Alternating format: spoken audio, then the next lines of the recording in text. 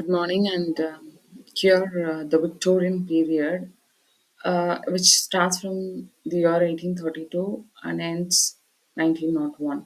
So, this period is the name after the reign of the Queen Victoria, who ascended to the throne in 1837.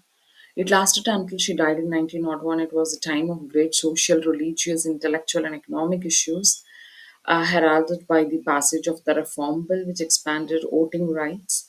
The period has often been divided into early 1832 till 1848, mid 1848 till 1870, and late 1870 till 1901 periods, or into two phases, that the pre-Raphaelite 1848 to 1860 and that of the aestheticism and decadence, that is 1880 and 1990, 1901.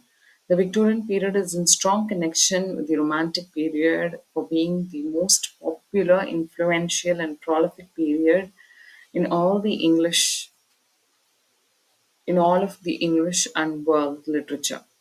So poets of this time include Robert Elizabeth Barrett Browning, Christian Rossetti, Alfred Lord Tennyson, Matthew Arnold, among others, Thomas Carlyle, Dunton, Walter Peter, etc., by advancing the essay form at this time. Finally, Poe truly found its place under the auspices of Charles Dickens, Charlotte, and Emily Bronte, Elizabeth Gaskell, George Eliot, etc. So this is a era where we find a lot of changes, uh, not only in the country but also throughout the literature. So this period is also next period is called as the Edwardian period, which starts from 1901 till 1914, and the Georgian period 1910 till 1936. This period is named for King Edward VII and covers a period between Victoria's death and the outbreak of the World War One, though a short period and a short reign for Edward VII.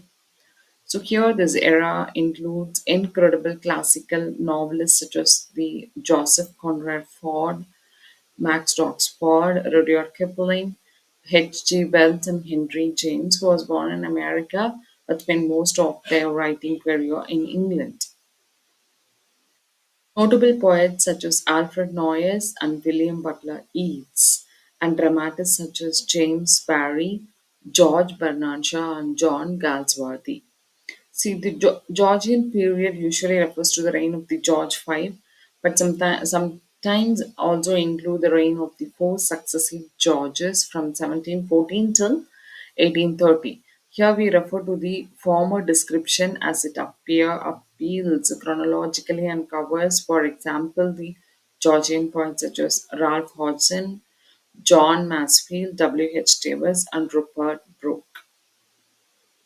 So Georgian poetry today is typically considered to be the work of the minor poets. So this is of not that much uh, very important or phenomenal period in British literature. It is also a period which is named after King Edward VII.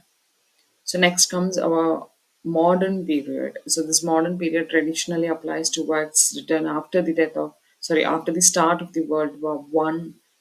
Common features include bold experimentation with subject matter, style, and form, encompassing narrative techniques, verses, dramas, etc.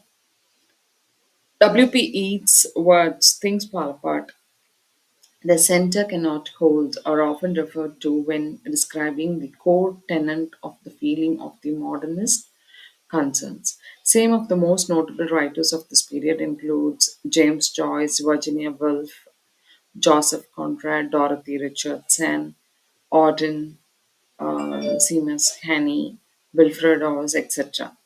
So this, although criticism also appeared at this time, led by the likes of the Wolf, Eliot, and others, which reinvigorated literary criticism in general. It is difficult to say that the modernism has entered, though we know that postmodernism have developed its form and also it is developed from it. The genre, so even though the genre remains ongoing, we find a lot of changes in this modern period, and also a lot of authors contributed to this modern period and also postmodern period.